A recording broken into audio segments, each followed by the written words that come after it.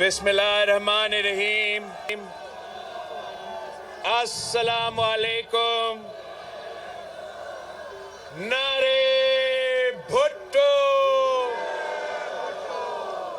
میں اپنے پشاور کے بھائیوں اور بہنوں کا شکر گزار ہوں کہ آپ نے آج ایک بار پھر ہمارا استقبال کیا ہے۔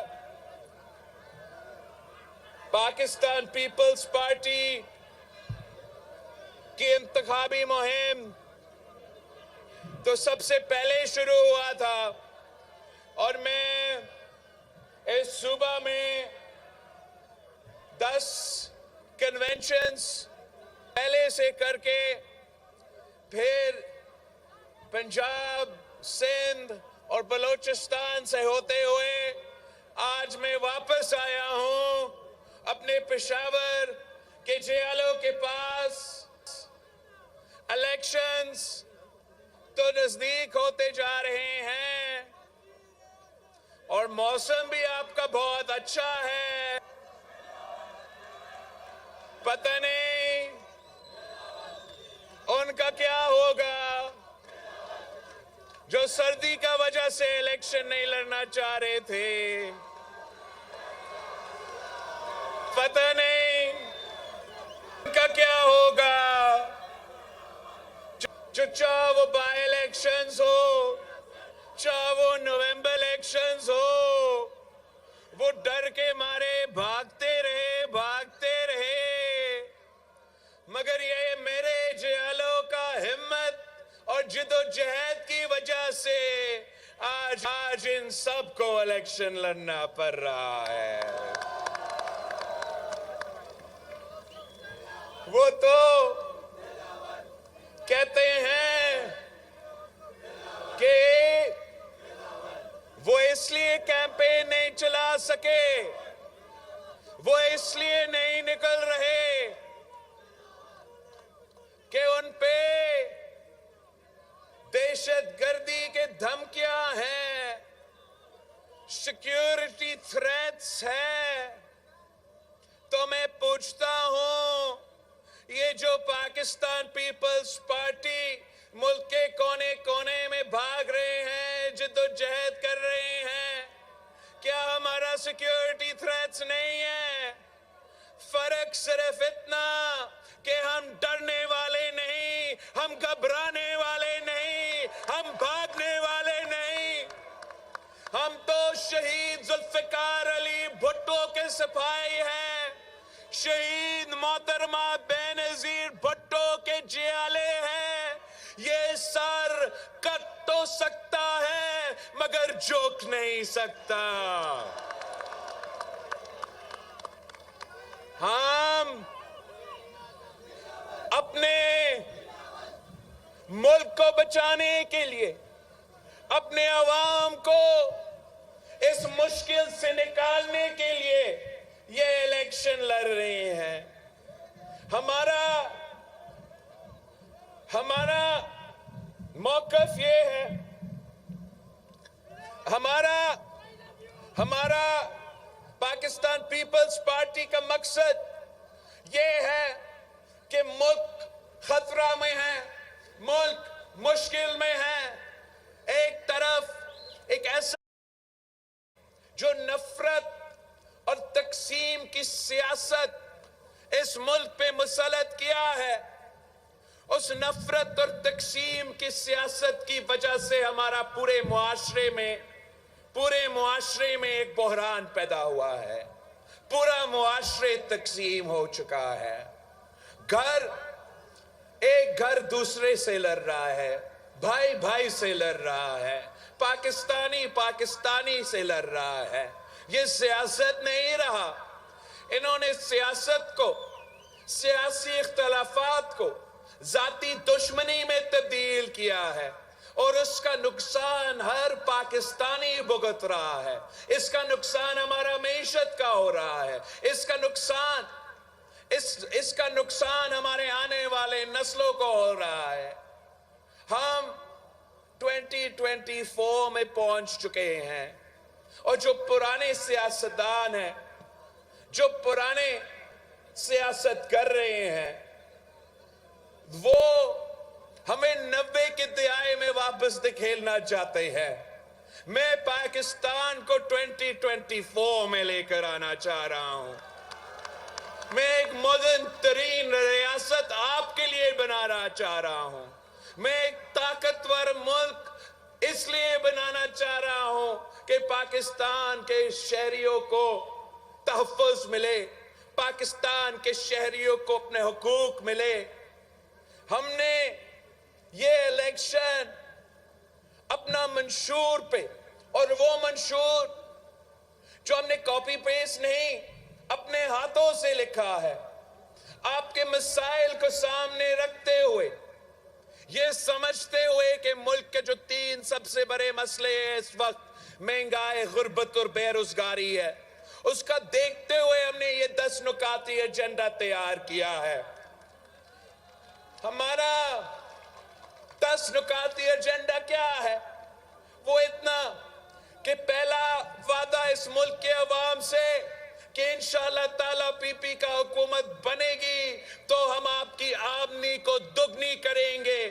پچھلی بار بھی پاکستان پیپلز پارٹی کی حکومت میں تنخواہوں کو ہم نے 100% اضافہ کیا. انشاءاللہ تعالیٰ اس بار ہم ایسے معاشی انقلاب لے کر آئیں گے کہ اس کا اثر ہر پاکستانی پہ ہوگا اور ان کا آمدنی میں اضافہ ہوگا. دوسرا وعدہ کہ پاکستان کے عوام اپنا بجلی کا بل ادا نہیں کر سکتے تو ہم انشاءاللہ تعالی سولر کو استعمال کرتے ہوئے پاکستان کے غریب عوام کو 300 یونٹ مفت بجلی فراہم کریں گے. تیسرا وعدہ کہ مکان کا نعرہ، روٹی کپڑا اور مکان کا نعرہ قائد عوام نے اٹھایا تو ہم نے اس مکان کا نعرہ پہ عمل کرتے ہوئے پورا پاکستان میں 30 لاکھ گھر بنانا ہے، اور ان 30 لاکھ گھر میں وہ مالکانہ حقوق ان گھر میں رہنے والے خواتین کو ہم دلوائیں گے. ہم اس صوبہ میں، اس ملک میں تمام کچی آبادیوں کے لیے ایک پیغام ہے کہ انشاءاللہ تعالی میرا حکومت بنے گا تو کوئی کچی آبادی نہیں رہے گا. ہم تمام کچی آبادیوں کو ریگولرائز کریں گے، وہاں کے رہنے والوں کے لیے بھی مالکانہ حقوق کا بندوبست کریں گے. انشاءاللہ تعالی آپ کا کچی آبادی کو سب سے پہلے میں پکا کرا دوں گا. پھر غربت کا مقابلہ کرنے کے لیے میں نے پہلے بھی یہ کہا ہے، دہرانا چاہتا ہوں، اپنا پشاور کے، اپنے پختونخواؤں کے خواتین کے لیے ایک وعدہ کہ میری اپنی والدہ تو اس دنیا میں نہیں رہی، مگر میں اس ملک کے، اس صوبے کے، اس شہر کے خواتین کا ویسے خدمت کرنا چاہتا ہوں جیسے ایک بیٹا اپنی ماں کی، اپنی والدی کی خدمت کرتا ہے. میں نہ صرف انشاءاللہ تعالی بے نظیر انکم سپورٹ پروگرام میں اضافہ کروں گا، مگر میں ان خواتین کو بلا سود قرضہ دلواؤں گا تاکہ وہ اپنا کاروبار. یہ خدمات کی جو مثالیں قائم کیے ہیں، دن رات جو خدمت کی عوام کے لیے، منصوبہ کے اوپر جو نواز شریف نے تختیاں لگائیں، دشمنوں کو یہ بات پسند نہ آئی، انہوں نے نواز شریف کی حکومت کا تختہ کیا. کسی کو شیر سے شکایت ہے کہ وہ شیر شکار نہیں کر رہا، 8 فروری آنے والی ہے، پتہ چل جائے گا، پتہ جائے گا کہ شیر دھاڑے مارے گا انشاءاللہ. جو آپ کے بچوں کے تعلیم کا بندوبست کریں گے، جو آپ کے بزرگوں کو آپ کا اپنا علاج کا بندوبست کریں گے. اس انقلابی بے نظیر مزدور کارڈ کے تھرو ہم تمام مزدوروں کے لیے، چاہے وہ حکومت میں کام کریں، چاہے وہ پرائیویٹ سیکٹر میں کام کرے, چاہے وہ ذرائع مزدور ہو یا وہ شہروں میں کام کرے, چاہے وہ کسی کے دکان پہ کام کرے, چاہے وہ کسی کے گھر پہ کام کرے, ان کا حق ہوگا کہ ان کو بے نظیر مزدور کاٹ دیا جائے اور ان کا حق پہنچایا جائے. ہم اپنے کسانوں سے کہتے ہیں کہ پیپلز پارٹی وہ جماعت ہے جو سمجھتی ہے کہ کسان خوشحال تو ملک خوشحال. انشاءاللہ تعالی ہم اس ملک میں ذرائع انقلاب لے کر آئیں گے. ہم اس کسان کارڈ کے تھرو اپنے چھوٹے کسانوں کو مالی مدد پہنچائیں گے. ان کو فرٹیلائزر کی سبسڈی کارڈ کے تھرو دلوائیں گے. ان کا فصل کی, آپ کی فصل کی جو ہم انشاءاللہ تعالی ایک نیا منصوبہ شروع کریں گے جو فصل کی انشورنس کا ہوگا کہ قدرتی آفت اگر آتا ہے, کسی کسان کا فصل کو نقصان پہنچتا ہے تو ہم اس نقصان کو اپنا کسان کارڈ کے تھرو وہ نقصان اٹھائیں گے. اسی طریقے سے ہم چھوٹے کسانوں پہ انویسٹ کر کے عوام میں پسماندہ طبقہ کا خیال رکھ کے اپنا معیشت کا ترقی کا بندوبست کریں گے. میں اپنے نوجوانوں کو بتانا چاہ رہا ہوں کہ یہ پاکستان پیپلز پارٹی پہ جو بھی الزام لگایا جائے, پاکستان پیپلز پارٹی پہ جو بھی الزام لگتا ہے, آخر ماننا پڑتا ہے کہ یہ واحد جماعت ہے جو غریبوں کا جماعت ہے, یہ واحد جماعت ہے جو پسماندہ علاقے جو جماعت ہے, جو کمزوروں کا جماعت ہے. اور یہی وجہ ہے کہ ہم یوتھ کارڈ کے تھرو انشاءاللہ تعالی اپنے نوجوانوں جو حقدار ہیں, جو ڈیزرونگ ہیں, جو روزگار کے تلاش میں ہیں, ان کو نہ صرف سکلز پہنچائیں گے, نہ صرف سہولت پہنچائیں گے, مگر جب تک وہ روزگار کے تلاش میں ہیں ہم ان کو بے نظیر یوتھ کارڈ کے تھرو مالی مدد دلوائیں گے, ان کو تھوڑا مدد دلوائیں گے پاکستان کی حکومت کی طرف, تاکہ جو وہ مشکل مرحلہ ہوتا ہے, ہمارے نوجوان تو دو ڈگریاں ہاتھ میں لے کے پھر رہے ہوتے ہیں, روزگار نہیں ملتا, تو اس مشکل مرحلہ کے لیے میں اپنے بھائیوں کے لیے, اپنے بہنوں کے لیے کوئی مالی مدد کا بندوبست کرنا چاہتا ہوں. رہی بات تعلیم کے, تو اس صوبے میں قائد عوام شہید ذوالفقار علی بھٹو نے تعلیمی ادارے کھڑے کیے. شہید محترمہ بے نظیر بھٹو نے اس صوبے میں تعلیمی ادارے کھڑے کیے. انشاءاللہ تعالی جب آپ کا حکومت بنتا ہے تو ہر اضلاع میں ہم یونیورسٹی قائم کریں گے, ہم کیمپس قائم کریں گے. صحت کے شعبے میں صوبہ میں ایک ایسا صحت کارڈ کا جو سلسلہ تھا, وہ ایسے منصوبہ ہے جو گورنمنٹ اور حکومت کے اداروں کے وسائل پہ ڈاکہ مار کے پیسہ پرائیویٹ اداروں کو دیا جاتا ہے. یہ تو پیسے بنانے کا ایک طریقہ کار بن گیا. میں آپ کو انشاءاللہ تعالی ایسے مفت اور معیاری ہاسپٹلز قائم کریں گے جہاں آپ کو کوئی کارڈ کی ضرورت نہیں پڑے گا. آپ ہاسپٹل پہنچیں گے تو مفت دل کا علاج ہوگا, آپ ہاسپٹل پہنچیں گے تو مفت کڈنی کا, مفت لیور کا, مفت کینسر کا علاج ہوگا. اور یہ کام میں نے سندھ میں کر کے دکھایا ہے, یہ کام میں نے سندھ میں کر کے دکھایا ہے. آپ کا پورا علاج, ایسا نہیں کہ آپ کو تھوڑا حصہ دے کے باقی علاج آپ کو خرچہ اٹھانا پڑے. پورا کا پورا علاج, آپ کی دوائیوں, آپ کا ریہیبلیٹیشن, آپ کا سرجری, آپ کا چیک اپس 100% مفت انشاءاللہ تعالی ہوگا. آخری میرا وعدہ کہ قائد عوام کا خواب تھا کہ اس ملک کا کوئی بچہ بھوکا نہ سوئے, اس ملک کا کوئی شہری بھوکا نہ سوئے. تو میں انشاءاللہ تعالی यूनियन काउंसिल की लेवल पर भूख मिटाओ प्रोग्राम शुरू करूंगा ताकि हम भूख का और गुर्बत का मुकाबला कर सकें। अगर आपने इस 10 नुकाती एजेंडा पे अमल दरामद करना है तो हमें फिर 8 फरवरी को तीर पे थप्पा दिलवाना पड़ेगा। तीर पे थप्पा लगवा के मेरा अवामी मुआशी मुआहदा पे अमल दरामद करके हम गुर्बत, महंगाई और बेरोजगारी का मुकाबला करेंगे इंशाअल्लाह ताला। अगर इस पे अमल दरामद होना है तो ऐसा हुकूमत जो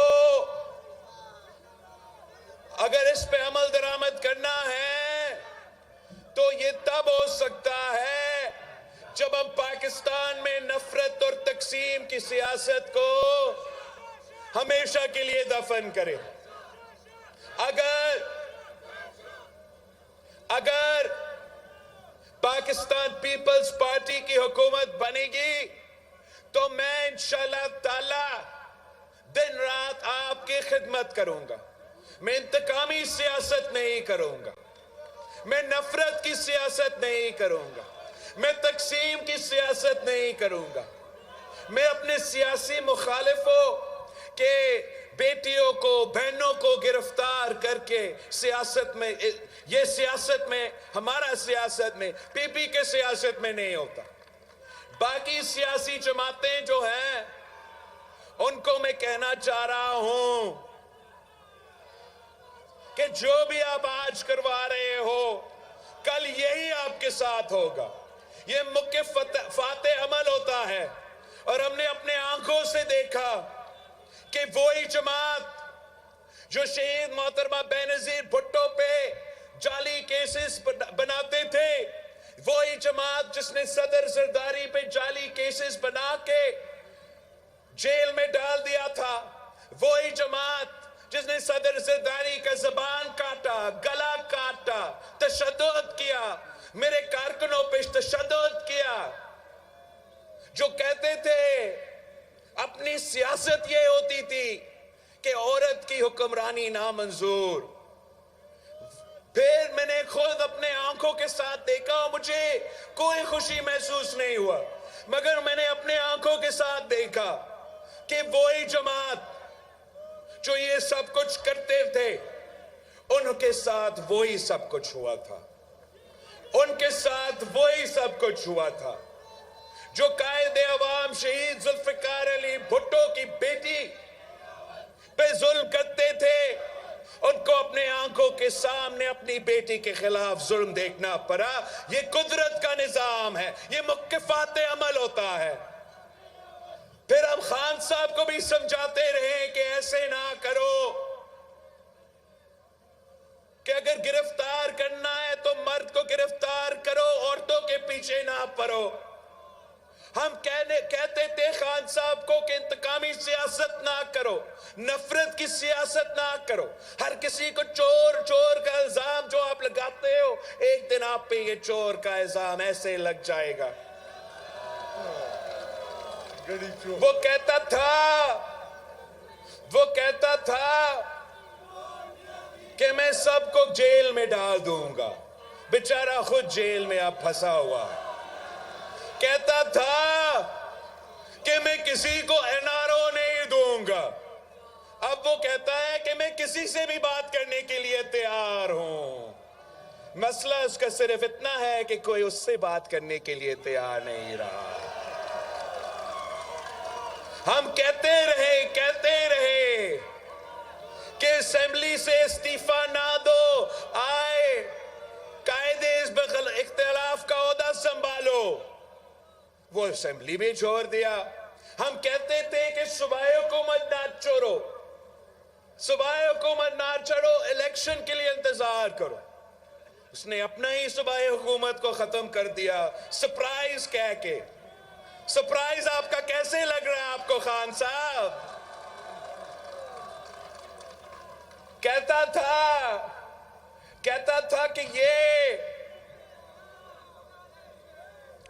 था कि کہ پاکستان میں وہ 10 سال حکومت کرنے آ رہا ہے، وہ سیم پیج کی سیاست کر رہا ہے، اب وہی سیم پیج کی سیاست اس کا گلا پھر گیا ہے۔ مگر ہم نے اس سب کچھ پہ خوش نہیں ہونا چاہیے۔ پیپلز پارٹی کے جیالو تو پہلے سے کہتے آ رہے ہیں، یہ کہانی آپ پی ٹی آئی کے کارکن کو سمجھائیں کہ پاکستان کی سیاست اپریل 2022 سے تو شروع نہیں ہوتا ہے۔ پاکستان کی سیاست کو آپ دیکھیں، ہمارے دور میں 2008 سے لے کے 13 تک جوڈیشری کے ساتھ مل کے ہمارا وزیر اعظم کو نکالا گیا، نااہل کروا دیا گیا، دہشت گردوں کے استعمال کر کے ہم سے لیول پلینگ فیلڈ چھینا گیا۔ پھر میاں صاحب وزیر اعظم بنا 2 دہائی اکثریت کے ساتھ، مگر وہ بھی اپنا حکومت نہیں بچا سکا، وہ بھی نااہل ہوا، مجھے کیوں نکالا کا رونا دھونا شروع کر دیا۔ پھر خان صاحب حکومت سنبھالتا ہے۔